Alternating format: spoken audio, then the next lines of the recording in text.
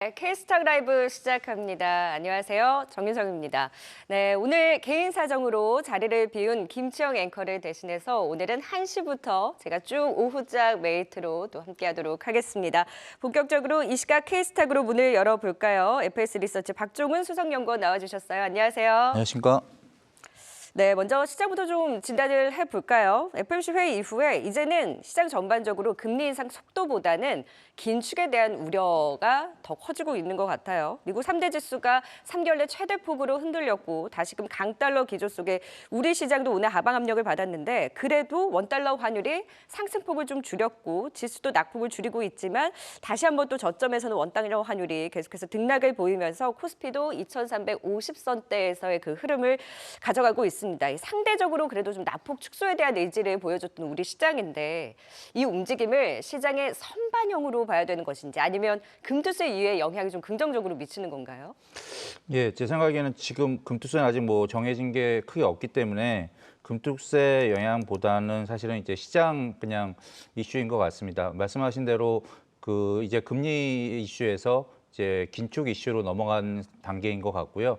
그 과연 근데 이제 지금 상황은 뭐 정말 큰 폭의 긴축이 올 것인가 아니면 그냥 얕은 폭의 긴축으로 끝날 것인가에 대한 그런 논쟁이 있는 시기인 것 같고요. 그거는 이제 어차피 시간이 좀 흘러야 되지만 어쨌든 그렇기 때문에 미국 시장도 역시 박스권 뭐 하루의 변동성은 좀 크긴 하지만 그래도 박스권에서 움직인다는 의견들이 대부분인 것 같고요. 네. 국내 시장도 그 영향을 받는 것 같습니다. 환율도 그래서 사실은 보시면 뭐 1,300원대 한 초반에서 또 1,200원대 후반까지 또 박스권 등락을 보이고 있기 때문에 그건 시장 영향을 받아서 오히려 환율이 그렇게 움직이지 않는가 이렇게 생각되고요. 그래서 당분간은 좀 더 이러한 흐름이 지속될 것 같습니다. 네, 지금 결국에는 연말에도 랠리보다는 우려감이 큰 상황이잖아요. 지금 어디에서 지지선을 확보를 해야 그나마 버틸 수 있는 건가요? 글쎄요, 이제 뭐 지수로서 굳이 따져보자면 사실은 뭐 2,300선 그 전저점 부근까지 이제 왔는데 네. 그렇게 되면 이제 조금 다시 올라올 수 있는 여진이 있는 것 같고요. 오늘도 사실은 미국장 어제 빠진 거 감안하면 더 많이 계속해서 아침에 오전에 빠졌을 때 그걸 지속을 좀 하거나 아니면 더 빠졌어야 되는데 그렇지 않고 지금 다시 어느 정도 장이 올라온 건 어제 이미 조금 반영한 부분도 있고 이제 또 박스권에서 좀 하단 쪽이 오지 않았나라는 의지가 좀 담겨 있는 것 같습니다. 특히 이제 외국인 지금 선물 보시면 선물도 좀 많이 샀고요. 그다음에 이제 현물이 사실은 더 중요한데 현물도 어느 정도 그냥 뭐 조금이긴 하지만 어쨌든 매수를 하고 있다는 네. 점에서는 이제 그런 점은 좀 긍정적인 것 같습니다. 그리고 이제 보시면 시총 상위주들, 그러니까 삼성전자, 하이닉스, 뭐 LG 에너지솔루션이 그동안 조금 부진한 흐름에서 박스권 하단에서 움직이고 있기 때문에 예, 그런 점들을 감안하면은 뭐 지수는 여기서 큰 폭의 하락보다는 또 박스처럼 되지 않을까 예, 이렇게 생각되고 있습니다. 네, 결국에는 어느 정도 고점 대비 꽤 많이 뺀 데 따른 박스권 하단에서의 하방 지지력을 그래도 좀 확보하려는 의지를 보이고 있는 시장이다라고 해석을 해볼 수 있을 텐데 사실 지금 금투세 유예에 대한 얘기가 있기는 하나 대주주 요건에 대해서는 기존 10억이냐 아니면 30억이 되는 것이냐 말들이 많잖아요. 이런 부분들이 해소가 돼야 그래도 대내적으로도 뭔가 숨통이 좀 트여지겠죠. 예, 뭐 그 사실은 이제 좀 다시 이제 박스권 하단에서 올라올 어느 정도 핑계거리가 필요한데 국내 이슈에서는 그 이슈가 어느 정도 작용은 하는 것 같습니다. 이거 근데 도대체 언제 나오는 거예요?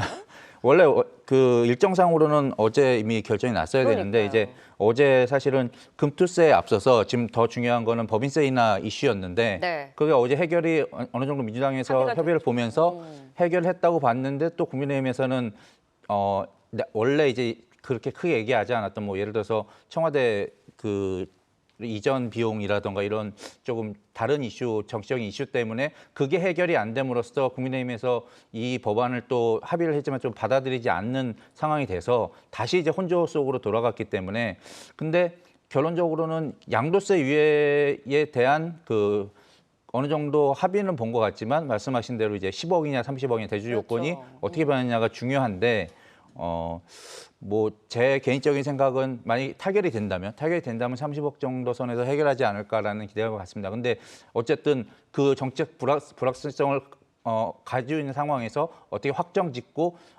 그 뭐 주식을 팔고 사고 할 수 없으니까요. 그래서 오늘까지도 혼조세는 될 것 같고요. 다음 주가 사실은 만약에라도 그 사이에 10억 으로 그냥 통과가 된다던가 뭐 이런 일 아니면 아예 해결이 안 된다던가 하면 다음 주는 좀 시장에 영향을 끼칠 것 같습니다. 네. 만약에 10억이 유지가 된다고 하면 여기서 매도세가 더 커질 수도 있는 거잖아요. 근데 이제 크긴 할 텐데요. 대신에 이제 그건 있습니다. 예를 들어서 최근에 LG엔솔이 좀 빠졌던 이유 중에 하나가 2차 전지주들이 뭐 빠졌던 이유 중에 하나가 이제 그 10억일 수도 있다라는 네, 그렇죠. 우려감 때문에 수급이 같이 나온 것도 있거든요. 이미 반영을 하고 있다는 그래서 거네요. 대부분들 리스크를 좀 지지 않으시려고 연말에 조금 어느 정도는 매도가 나와서 영향은 당연히 있을 수 있겠지만 그래도 우리가 생각하는 만큼 뭐 폭락 수준이나 네. 이런 거는 아닐 수 있을 것 같습니다. 그래요. 예. 그러니까 이 대주주 요건에 대해서 확실하게 이 불확실성이 해소가 돼야 뭔가 이제 수급적으로도 그리고 우리 시장 대내적으로도 좀 한숨을 돌릴 텐데 이런 부분이 좀 확실히 돼야지 이제 연말장에 대한 그래도 좀 방향성이 나오지 않을까 싶네요. 10억이냐 30억이냐 뭐 50억까지도 되면 일단 예. 환호를 해줄 텐데 지켜는 봐야 되겠네요. 지금 미국 금요일자 선물옵션 동시 만기일입니다. 예. 이에 앞서서 미국 증시가 3개월 내 최대 폭의 또 하락을 보여서 계속해서 이 강달러에 또 눌리는 연말장이 된 것인지 이 만기일 이후에 또 시장에 미치는 영향에 대해서는 어떻게 보세요? 예, 그러니까 어제 사실은 많이 빠졌던 이유 중에 하나도 그 만기에 대한 우려도 반영이 되는 것 같고요. 네. 그다음에 이제 필라델피아 반도체지수도 보시면 많이 빠졌는데 하락됐던 또 그런 이유 중에 하나가 또 이제 반도체 업황에 대한 불안감도 있거든요. 이제 네.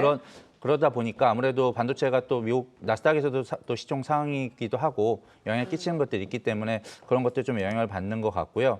그래서 어쨌든 뭐 이랬든 저랬든 간에 시장 자체는 지금 조금 불안한 상황이니까 오늘 뭐 예를 들어서 종가 매매를 하신다던가 그런 거는 조금 고려를 해보시고 조금 다음 주를 그냥 지켜보시는 게 좀 더 나을 것 같습니다. 네, 결국에는 계속해서 얼어붙어 있는 시장 무언가가 풀리기 전까지는 하지만 어느 정도 또 고점 대비 조정을 받아 있는 상황에서는 하방은 좀 제한적일 것이다라는 분석을 주셨는데 상승에 대한 모멘텀은 어디서 가져갈지는 계속해서 지켜봐야 되겠네요.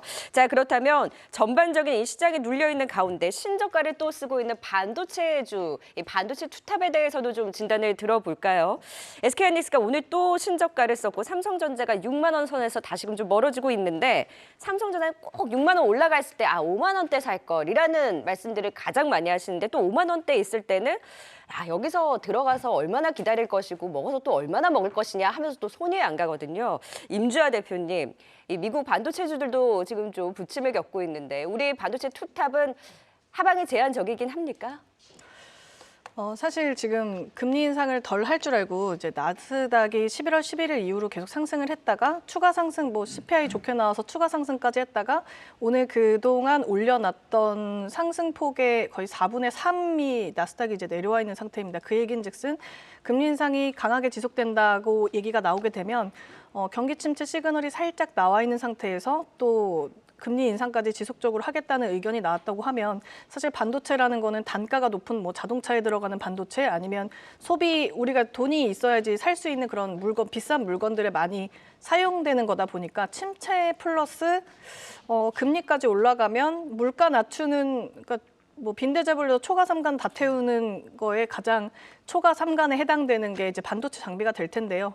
일단 결과적으로 빅데이터 상에서는 내년 3분기가 좋아진다고는 하는데 현재 상황에서는 좀 관망 상태로 지켜봐야 될 것 같고요. 그리고 환율 문제 때문에도 외국인들이 매수가 오늘이 사실 그 외국인들이 이전에 샀던 매수가들을 딱 건드리는 구간이에요. 그래서 본전치고 나가거나 약간의 손절을 보고 나가고 있는 그런 상황들이기 때문에 향후 어쨌든 연말에 또 워낙 반도체가 좋은 적이 별로 없었기 때문에 네. 경기가 내년에 아주 좋아진다고 나오기 전까지는 다소 이번 주 다음 주 뭐 1월 중순까지는 일단은 반도체 쪽은 전반적으로 좀 안 좋을 것 같고요. 아무래도 대형주들이 안 좋으면 지수가 좀 본의 아니게 종목들은 갈 수 있어도 개별주로 갈 수 있어도 지수를 끌어내리는 데는 역할을 좀 해줄 그런 안 좋은 상황인 것으로 추정이 됩니다. 네. 그래도 내년 이제 중반을 지나서는 회복에 대한 기대가 있으면 선반영이 좀 있을 수 있잖아요. 선반영을 연말에 할 것 같지는 않고요. 내년 들어서? 뭐 1월 정도 들어갔을 때 그런 경기 침체 우려가 있었고 금리를 추가 인상함에도 불구하고 뭐 새로운 연간 사업 전략이 좀 경기가 침체된 걸 불구하고도 판매를 호조를 시킬 수 있는 무엇이 나왔다라고 해야지 트레이딩이 가능할 것 같고요. 네. 보통 내년 사업에 대한 어떤 전망이 그러니까 기업마다 내년은 난 이렇게 사업을 하겠다라는 내용이 11월 말에서 12월 말 정도에 보통 공표를 하니까 그 부분을 좀 체크를 해야 될 것 같고 아니면 연초 첫째 주에 이렇게 시무식 을 할 때 보통 우리 회사는 반도체 쪽은 이런 쪽으로 업황이 안 좋아도 뭐 개선을 할 만한 대응책이 있고 신사업을 어떤 쪽으로 방향을 본다라는 내용이 나와야지 그런 기대감으로 트레이딩 해볼 수 있지 않을까라고 말씀드리겠습니다. 네. 그럼 박종훈 연구원께서는 삼성전자 하이닉스 그래 5만 원대, 7만 원대에서는 그래도 좀 사볼만 하지라는 의견이세요? 아니면 조금 비슷하게 좀 보수적인 의견이세요? 네, 저는 뭐 5만 원대, 10만 원대면 사볼만 하다는 의견입니다. 다만 이제 좀 지금 단기적으로 좀 지켜보셔야 될 게 다음 주에 마이크론 실적이 나옵니다. 네, 그러니까 업황에 대한 우려가 좀 있고 시장이 지금 아까 앞서 말씀드린 대로 시장이 불안한 상황에서 그럼 업황이라도 좀 개선되는 모습을 보여야지 이제 좀 안심하고 살 수 있을 텐데 아까 말씀드린 대로 아까 마이크론의 실적이 다음 주에 나오면 사실은 별로 안 좋다는 그 분위기가 이미 형성됐기 때문에 굳이 공격적으로 먼저 나서서 살 필요는 없을 것 같습니다. 그리고 이제 그럼 언제 좀 그 사야 되는 게 적절하다 보냐면 저는 제 생각에 개인적인 생각으로는 이제 1월 초에 이제 삼성전자 실적이 나올 텐데 첫째 주에요. 첫째 주에 나오게 되면 그 실적을 확인하고 그리고 매수를 고려해 보셔도 좋을 것 같습니다. 다만 이제 뭐 꼭 굳이 이제 5만 원 삼성전자 5만 원대 그다음에 하이닉스 7만 원대가 싸다고 생각을 하신다면 뭐 지금 조금 그냥 일부만 연말에 조금 사 놓으시고 그다음에 이제 분할 매수하는 쪽으로 해서 매매 전략을 좀 가져가시는 게 낫지 않나 이렇게 생각됩니다. 네, 분할 매수는 유효하나 일단 다음 주에 있을 마이크론의 실적을 가늠자로 내년 1월에 있을 삼성전자의 실적 발표까지 좀 확인을 하면서 조금씩 분할 매수를 지금은 일단 좀 조심스러운 입장으로 가격대에서는 일단 접근은 유효하다라는 입장을 말씀을 해주셨습니다. IT 투톱에 대한 진단을 들어봤고요. 자, 이번에는 오늘 가장 좀 뜨겁게 움직이고 있는 조선주 내에서 STX 관련한 이슈도 확인해 보도록 하겠습니다. 이 조선사의 인수 그리고 M&A에 대한 이슈로 오늘 좀 들썩이고 있는데 먼저 STX 중국어 인수전에 한국조선해양, HSD 엔진 등이 참여한다. 이 인수전 흥행 소식에 강세를 보이고 있습니다. 임주환 대표님 어느 정도의 영향을 미칠 수 있는 이슈다라고 보세요? 그러니까 아까 제가 또 직접 전화를 해서 한번 확인을 좀 해봤습니다. 어디에 전화하셨어요? STX 중공업 등등등 통화를 좀 해봤는데 STX 중공업은 대형 엔진을 만드는 회사고요. STX 엔진은 소형 엔진을 만드는 회사입니다. 근데 STX 엔진의 소형 엔진은 뭐 사실 여기 말고는 다른 회사 경쟁하는 회사가 없습니다. 만약에 STX 엔진의 소형 엔진을 여기서 안 사면 수입해야 되는 입장이고요. 그럼 이제 STX 중공업에 나오는 대형 엔진은 누구랑 경쟁을 하게 되냐면 두산 엔진 하고요. 그다음에 STX 중공업 그 자체, 그다음에 현대중공업의 힘센 엔진이라는 제품이 있답니다. 그래서 그 세 가지가 경쟁을 하게 됩니다. 그래서 만약에 한국조선해양이 원래 현대중공업이었었잖아요. 그래서 한국조선해양 그러니까 뭐 현대중공업이랑 그다음에 그 STX 출신 임원들이 구축이 돼 있고 예전 그 모나리자나 뭐 쌍용재지 인수했다가 지금 팔았지만 그 피자업 갖고 계시는 K조선 인수돼 있는 그 K조선 쪽하고 그다음에 현대중공업 그러니까 한국조선해양 두 군데가 지금 인수를 하려고 하는 그런 흐름들이라고 보시면 되겠는데 만약에 이게 인수가 지금 STX 중공업 갖고 있는 회사가 그냥 일반 인베스트먼트가 가지고 있었거든요. 근데 그 인베스트먼트가 뭔가 이런 전문적인 인력을 가지고선 경영을 잘했다기보다는 잘 되는 사업은 냅두고 잘 안 되는 사업은 버리고 잘 되는 사업은 또 쪼개서 또 가지고 있고 이래서 경영을 좀 잘 못했어요. 그래서 이번에 만약에 인수된다라는 그 그림 속에서는 전문적으로 조선 쪽에 일을 하고 있는 회사가 인수가 되게 되면은 그동안 STX 중공업이 갖고 있는 어떤 경영에 대한 의구심 그 부분을 해결해 줄 수 있는 인수전이라고 보시면 될 것 같다는 말씀을 드릴 것 같습니다. 네. 그래서 주가의 흐름은 어떻게 전망하세요? 아까 그래서 대우조선해양을 인수하는 한화랑 과연 STX 중공업을 인수하게 되는 해운사들의 어떤 흐름들을 좀 보면은 제가 보기엔 트레이딩 영역에서는 아직은 좀 이렇게 뭔가 확실히 뭐 사야겠다 이런 느낌은 아니었다라는 말씀을 드릴 수 있을 것 같고요. 뭐 질문에는 없으셨지만 대우조선해양을 인수하는 한화 같은 케이스는 사실 그 전에 심사를 하다가 결렬된 적이 있었고 결렬됐던 이유는 그러니까 해운사의 운용 인수 부분들은 좀 특이한 게 해외에서 동의를 해야지 인수가 됩니다. 뭐 독과점이다 이런 이슈가 있었기 때문에 그래서 이전에는 현대중공업이 그러니까 지금 STX 중공업을 사려고 했던 그 현대중공업이 안 됐어요. 너네가 그렇게 트레이딩 하게 되면은 유럽에서는 승인해주지 않겠다 이렇게 얘기가 됐기 때문에 방산이 주업인 한화가 인수를 했고 그 대우조선해양 인수한 그 사업부 부분들 중에서 그 잠수함, 그다음에 뭐 군함 이런 것들은 한화랑 같이 힘을 합치면은 뭔가 시너지가 나면서 좀 뭐 매출의 대박은 아니지만 그래도 어느 정도는 운영이 되겠다라는 그림이 있고 대우조선 해양 안에 있는 그런 일반 조선 사업부는 방출할 수도 있고 가져갈 수도 있고의 그런 영역에 놓여 있는 배경 위에 이제 STX 중공업 인수가 다른 해운사가 대형 엔진 회사를 인수해서 경영하게 되면 이제 어느 정도 경쟁 구도가 되느냐 이런 것들이 시장에서 지금 갑론을박이 되는 거기 때문에 인수가 된 다음에 STX 중공업은 누가 되느냐에 따라서 조금 모양새가 달라질 거기 때문에 그 부분을 참고하시면 좋을 것 같고요. 그냥 기존의 비전문적 회사가 가지고 있던 거를 전문적인 해운 회사가 인수하는 좋은 그림으로 간다. 악재 해소, 뭐 의구심 해소 요 정도로 트레이딩 영역으로 보시면 될 것 같습니다. 사는 거는 조금 지켜봐야 될 것 같습니다. 일단 트레이딩 관점으로는 조금 더 지켜보겠다라는 의견을 주셨습니다. 지금 각각 다른 이슈예요. 한국조선해양의 지금 STX 중공업의 인수전에 뛰어든 이 인수전 흥행과 그리고 오늘 대우조선해양에 대한 한화그룹의 이런 본계약 체결에 대한 이슈가 이제 각각 있는데 그러면 이제 박종훈 연구원께서는 그러면 지금 한국조선해양의 STX 중공업의 정말 그 유력한 인수 후보자로 보시는지와 그리고 STX 중공업과 이쪽에서는 테마에 대한 힘으로 조금 더 우리가 트레이딩 관점으로 보기에는 또 어떤 의견이신지. 왜냐면 오늘 워낙 다 시장이 주춤하다 보니까 그나마 재료 나오는 쪽에 수급이 몰리잖아요. 그러니까 한국조선해양 입장에서는 자기 본업에서 대우조선해양을 하고 싶어 했는데 앞서 말씀하신 이제 허가적인 측면에서 그렇죠. 이제 그것 때문에 좀 안 됐으니까 아무래도 이쪽으로 조금 눈을 돌린 것 같은 건 맞는 것 같은데요. 다만 지금 오늘 주가를 보시면 보통 이 정도 평소에 뉴스였으면은 그 벌써 상한가를 갔어야 되는데 상한가 갔다 또 풀리기도 하고 또 관련 뭐 STX 엔진 같은 경우는 더 많이 빠져 있는 상황이기도 하고 그래서 이제 아쉽나요? 근데 보시면 사실은 이게 이 이슈가 정말로 진정성이 있느냐 없느냐에 대한 것 때문에 주가에 반영되는 거기도 하지만 요즘 이렇게 뭘 인수하겠다고 해서 그 가치를 되게 비싸게 인수한다고 하더라도 주가는 또 따로 움직이는 경우가 있습니다. 그러니까 거의 그냥 뭐 한 5% 뭐 먹으면 이제 판다, 수익 나면 판다, 뭐 이런 기관들의 그런 이슈도 있고요. 그래서 시장이 불안하다 보니까 그런 것들 때문에 상한가를 못 가고 그 제 가치를 못 받고 또 좀 시간이 지나면 또 오히려 빠지는 경우들이 있어가지고 그런 면에 있어서는 조금 조심하셔야 될 것 같고요. 네.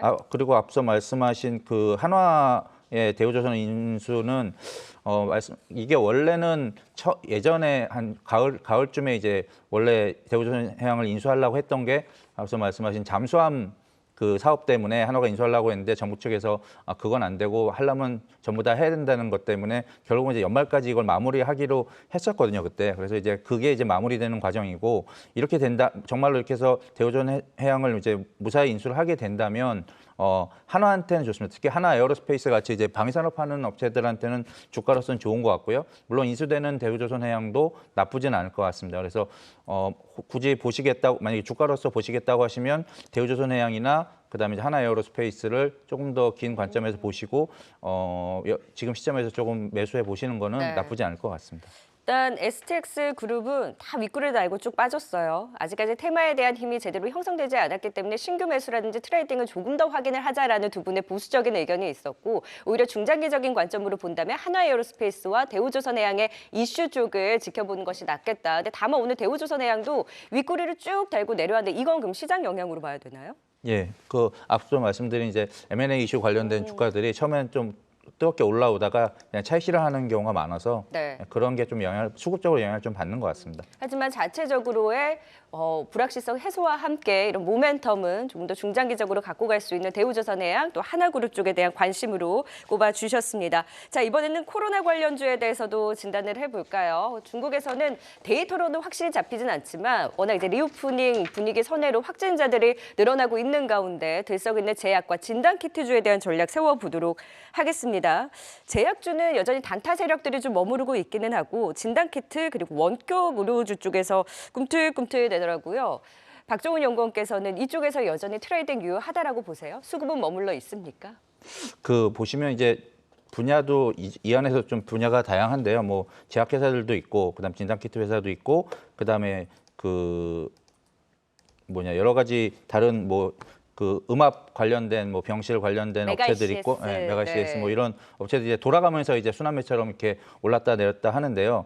일단은 지금 겨울이 아직도 지속되고 있고, 중국의 본격적인 그 환자 급증이 아직 이제 시작되는 거기 때문에 조금 더 이슈는 갈 것 같습니다. 다만 이제 조금 테마별로 좀 주의해서 보셔야 될 건 제 개인적인 생각으로는 그 제약 쪽에서는 조금 나쁘지 않을 것 같고, 예를 들어서 뭐 KPX 생명과학 같이 이제 그 직접적인 치료제하고 관련된 업체들은 좀 나쁘지 않을 것 같은데, 감기약 정도까지는 괜찮을 것 같은데 진단키트는 조금 불안합니다. 이제 왜냐하면 이미 진단키트는 계속해서 실적이 좋아지고 있고, 뭐 그럼에도 불구하고 주가로서는 반영을 그만큼 못 하고 있거든요. 이미 좀 많이 지난 이슈라는 생각을 하는지 몰라도, 그래서 그런 쪽으로는 조금 더 보셔도 괜찮을 것 같습니다. 다만 이게 어쨌든 겨울 끝까지 가는 것보다는 그냥 단기로만 그냥 보시는 건 괜찮을 것 같습니다. 어떤 종목들 중심으로 보세요? 뭐 예를 들어서 KPX 생명과학이라던가 아니면 뭐 일동제약 같이 이제 치료제를 하는 그런 업체들은 나쁘지 않을 것 같습니다. 중국의 공장에 있는 쪽으로 일동제약 그리고 KPX 생명과학을 트레이딩 관점으로 유효하다라는 의견.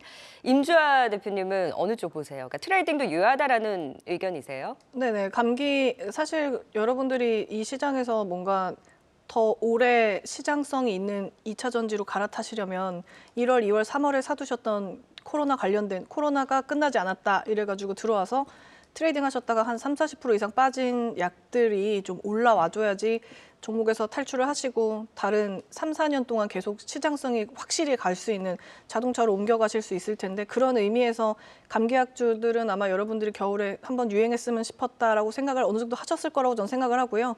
아까 말씀드리신 것 중에서도 저도 포인트가 될 만한 거는 진단키트 쪽에서는 중국은 진단키트가 이미 개발된 회사가 있고 그 회사 제품들을 사용하고 있고, 그리고 반강제적으로 중국의 진단키트를 가지고 뭐 일주일마다 한 번씩 뭐 동네에 모여가지고 무조건 진단하고 가라는 그런 것들이 봉쇄의 원인이었던 거잖아요. 봉쇄 흐름이었잖아요. 근데 그게 풀리게 되면은 약이 모자르는 경우 약은 너희가 알아서 사 먹어라라는 내용이기 때문에, 최근에 이번 주 월요일, 화요일에 중국에 이제 그러니까 약을 온라인으로 살 수 있는 사이트가 있습니다. 111INC라는 사이트인데 그 사이트가 나스닥에 상장돼 있고 중국 회사입니다. 그런데 그 회사가 지금 팍스로비드 같은 게 56만 원에 거래가 되고 있거든요. 그리고 화요일 날 이미 품절돼서 물량이 들어오지 않고 있습니다. 그러다 보니까 어제는 비타민 C가 많은 뭐 복숭아 캔을 막 단체로 사재기를 한다든지, 수요일 날, 화요일 날에는 비타민 C가 들어있는 분말 가루를 사재기를 한다든지, 지금 그래서 저희 코로나 초기 때 했던 비타민 C, 그다음에 뭐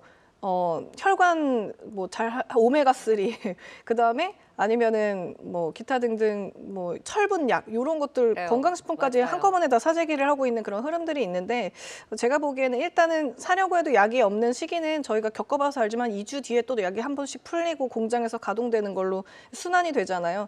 근데 지금 입장에서는 아무래도 감기약 약국에서 편하게 살 수 있는 감기약은 일단 품절이 된 상태니까 아무래도 이 부분으로 온라인으로 살 수 있거나 보따리 상인을 통해서 살 수 있다고 한다면은 국내 제약회사들의 수혜는 좀 있을 것 같고요.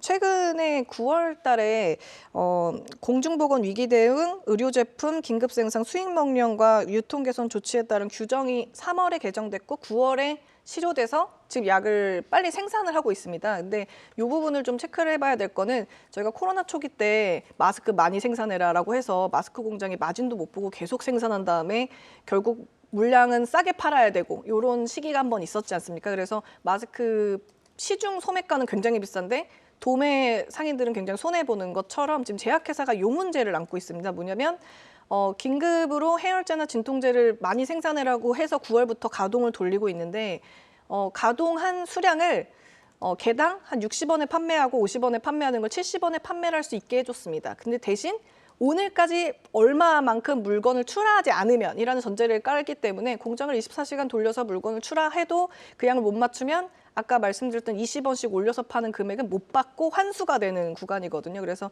제약회사 입장에서는 급하게 공장은 돌려야 되고 물건은 많이 팔려야 되는 상황이고, 마침 중국에서 이런 이벤트가 생겼고, 그리고 빨리 많이 생산해서 못 팔면 다시 돈은 환수되는 그런 구간이 있기 때문에 이 부분이 마스크 때 생산 때랑 비슷한 흐름인 것 같아서 그래서 주가는 더 간다는 거죠. 판매가 많이 된다는 전제에 그러니까 지금 막 구할 수 없다 콜대원 뭐라든가 아니면 구할 수 없다 부르펜 뭐 이런 이슈가 나오기 시작해야지 야 다음 돌아오는 실적에서는 실적이 분기는 괜찮겠구나를 보고 주가가 어느 정도 원래의 가격대로 회복할 수 있는 그 구간이 이번 주 다음 주가 고비일 것 같습니다. 아, 그래서 네. 살 수 있는 거예요? 아니면 지켜봐야 되는 거예요? 제약주들은 어느 정도 트레이딩이 될 만한 것들을 보면 원료 의약품들 주가 있는데요. 뭐 경보제약이라든가 뭐 화일약품, 보락, 뭐 명문제약, 이연제약, 제일파마홀딩스들은 아까 말씀드렸던 원료를 생산해서 빨리 출하해야 되는 회사들이고 팍스로비드 아까 말씀드린 KPS 생명과학은 지금 유럽에서도 약이 모자란다라는 전제를 테마를 가지고 움직이고 있는 것으로 좀 추정이 되고 항생제 품기로 한국 유니온제약이나 뭐 국제약품 정도. 그다음에 어린이용 약들이 지금 유럽이랑 미국 두 군데 다 지금 모자른 상태입니다. 그래서 어린이용 약으로도 고려제약, 뭐 삼일제약, 대원제약 정도 이렇게 괜찮을 것 같다는 말씀드리겠습니다. 그러니까 지금은 아직까지 뭐 판매량이 뭐 팔리고 있다라는 얘기가 아니라 기대감으로 올라가고 있는 시점에서는 트레이딩 자체적인 유효하나 우리가 비중을 정말 싣고 보는 것은 판매량이 팔렸다라는 뉴스가 나올 쯤이라는 거잖아요. 그래서 관련한 종목들은 관심 종목에 넣어놓고 일단 트레이딩 관점으로는 짧게 일단은 볼만은 하겠다라는 하지만 판매량의 가시적인 흐름까지는 조금 더 확인은 필요하다라는 트레이딩으로의 단기적으로 두 분의 시각을 짚어주셨습니다.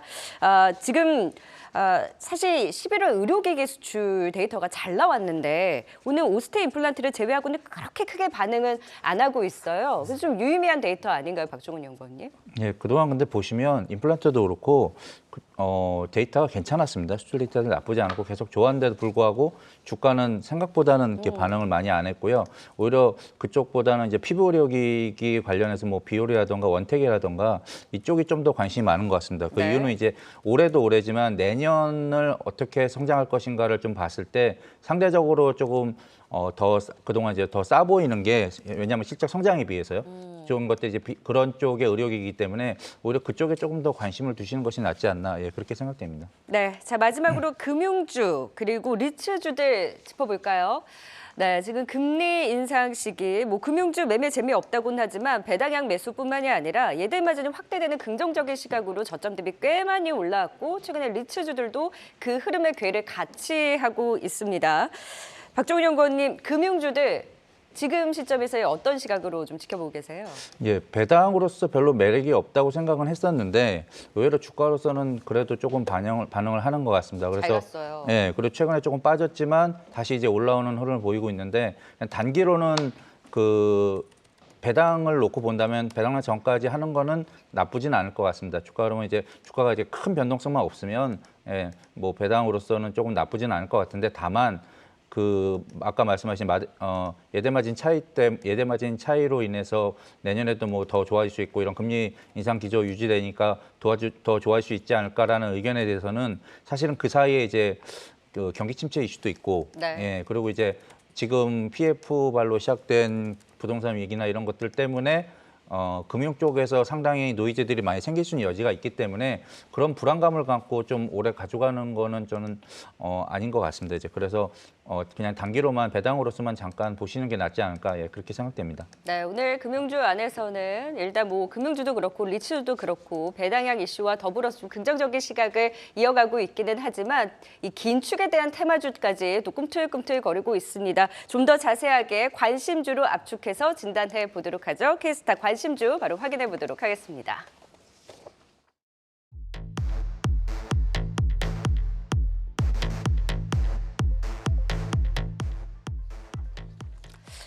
네, 과연 두 분께서는 실점함의 K스타 유망주 어떤 종목을 갖고 오셨을지 확인해 보도록 하겠습니다.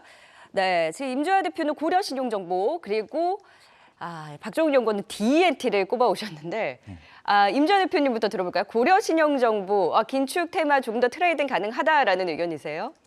네, 지금 사실 그 카카오뱅크나 카카오페이에서 대출이 작년, 재작년에 일어났었잖아요. 근데 보통 직장이 없이도 그냥 일반 신용으로 300만 원 정도 이제 빌렸던 것들로 뭐 코인이라던가 주식을 좀 했는데 갚지 못하는 분들이 지금 벌써 이제 고려신용정보에서 문을 두드렸을 겁니다. 이제 돈 갚으라고.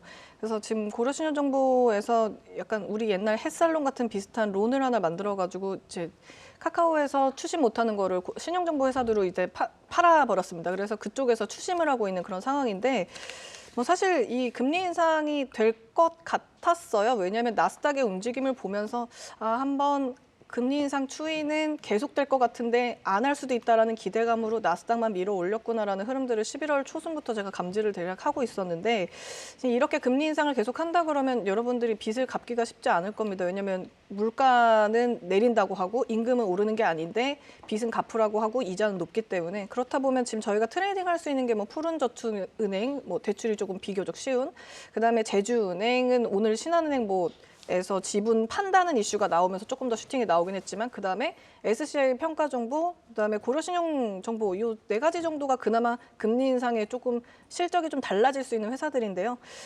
채권 추심 1위 기업이고요. 사실 이런 상황에서 이걸 추천하는 게 과연 맞는 것인지는 모르겠지만 어쨌든 트레이딩 영역대에서는 외국인의 평단이 11,200원 정도 그리고 기관 평단이 11,300원, 200원, 만 원대 초입부터 있었기 때문에 지금이 외국인도 기관도 팔지 않은 자리여서 트레이딩하기에 나쁘지 않겠다라고 판단돼서 가지고 나와봤고요. 매수가는 한 11,000 오늘 시가 라인 정도가 좋은 것 같아요. 11,350원, 11,450원 정도 구간이 좋을 것 같고요. 뭐 정고점까지는 슈팅이 나올 수 있을 것 같은데 거기까지는 자신이 없으니 13,100원 정도 목표가 보시고 트레이딩 하시면 좋을 것 같고요. 손절가는 간단합니다. 외국인 기관 평단이 11,000원 전후 구간이니까 그 정도로 손절가 잡으시고 트레이딩 하시면 괜찮을 것 같습니다. 한 3, 4거래일에 한번 슈팅 정도 기대해 볼 수 있지 않을까 생각합니다. 네. 피눈물을 가지고 주가 상승을 가져가는 종목이라 저는 사실 고려신용정보가 오르는 날 그렇게 좋아하지는 않습니다만 주식은 주식대로 고려신용정보 트레이딩 관점으로 목표가 12,650원 선을 잡아주셨습니다. 자, 이번엔 내년 주목해야 할 종목으로 D&T를 꼽아주셨는데 2차전지 장비 쪽에서도 일단 자리는 좀 지키고 있는 상황이잖아요. 예. D&T를 보시는 이유가 뭘까요? 예, 제가 그동안 이제 2차전지 얘기들을 많이 추천드렸고 많이 말씀드렸는데 지난주에 말씀드렸던 게 이제 앞으로 2차전지 중에서 당분간 좀 쉬어갈 수도 있고 하겠지만 이제 다시 올라올 때 어떤 것들이 좀 좋아질 수 있냐고 말씀드렸던 것 중에 뭐 소재로서는 음극재나 그다음에 미국 투자하거나 또는 이제 분리막하거나 이런 업체들을 위주로 말씀드렸고요. 그리고 내년에 사실은 보시면 경기 침체 우려 있고 수요 꺾이고 이러다 보면 아무래도 전기차 수요에 대한 우려가 또 생길 수 있습니다. 그래서 그리고 또 환율도 어느 정도 안정화되고 나면 환율 효과도 올해보다 내년이 조금 더 안 좋을 수 있고요. 그래서 이제 이익적인 측면에서도 조금 덜 좋을 수 있고 그런 점들을 감안하면 그래도 2차전지 성장하지 않냐. 근데 봤을 때 그럼 내년에 뭐가 좀 그나마 성장할 수 있냐 봤을 때 아무래도 투자 쪽이 좀 될 것 같고 특히 이제 미국 투자가 시작되니까 그런 것들이 영향을 좀 끼칠 것 같아서 그러면 투자할 때는 아무래도 장비주를 보는 게 나은데 장비주들이 사실 지금 셀이나 소재 업체들도 24년, 25년 밸류를 땡겨왔기 때문에 조금 아직도 여전히 비싸지만 장비도 비싼 업체들이 많습니다. 그래서 이제 그 중에서 좀 상대적으로 좀 싸고 그리고 이제 내년 실적이 실질적으로 좋아지는 업체들을 좀 골라봤는데요. 이게 대표적인 게 제가 볼 때는 이제 D&T가 생각보다 좋을 것 같습니다. 올해까지는 적자가 영업이익 기준으로 적자가 될 것 같은데 내년에는 크게 좀 큰 폭으로 성장할 수 있을 것 같은 게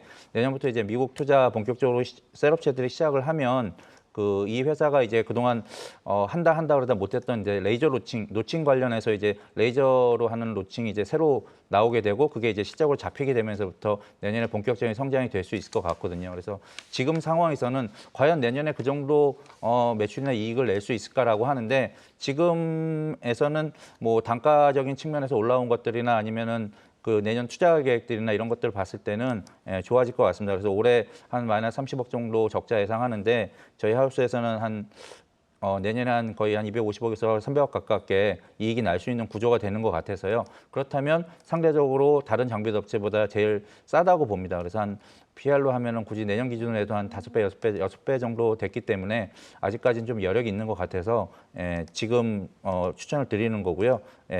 뭐 지금 시장 상황이 좀 불안해서 지금 당장 그 매수를 적극적으로 하시기 힘드시다면 조금씩 주가 추이를 보시면서 분할 매수 하시는 것도 나쁘지 않을 것 같습니다. 그래서 내년 한 6개월에서 1년 정도 보시고 하신다고 생각하시고 대신에 업사이드는 제가 목표가를 14,000원 정도, 15,000원 정도 제시를 하고 있지만 예, 그거보다는 사실은 조금 더 수주를 받고 투자를 하게 되면은 이제 조금 더 좋아질 수 있으니까 좀 긴 관점에서 대신에 수익률이 좀 더 좋은 걸로 생각하시고 좀 보셔도 괜찮을 것 같습니다. 네, 다른 2차원 주들 빠질 때 디엔트는 빠지지도 않았어요. 그 네. 자리를 잘 버티고 있다는 건 내년에 기대감이 높다라는 거겠죠. 지금 시점에서 분할로 또 매수 관점 유효하다. 디엔트 그리고 고려신용정보에 대한 또 유망주까지 도움 말씀 들어봤습니다. 네, 지금까지 이시카 K스타 박종훈 연구원 그리고 임주아 대표와 도움 말씀 들어봤습니다. 오늘 고맙습니다. 감사합니다.